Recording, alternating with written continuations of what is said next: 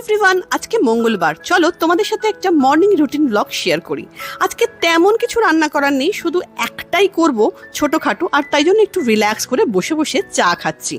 আর চা খেয়ে সোজা চলে এসেছি কিচেনে, কাটাকুটি করে নিয়েছি। এখানে উচ্ছে আর কুমড়োটা কেটেছি।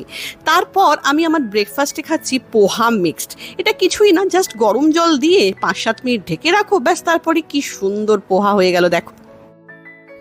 আর কুমড়ো যেটা কেটে রেখেছিলাম সেটা কালো জিরে দিয়ে একটু ভাজা ভাজা মতো করে নিচ্ছি। আগে উচ্ছেটাকে ভালো করে ভেজে তারপরে কুমড়োটাকে দিয়ে নুন হলুদ মিষ্টি দিয়ে জাস্ট ভাজা ভাজা হবে।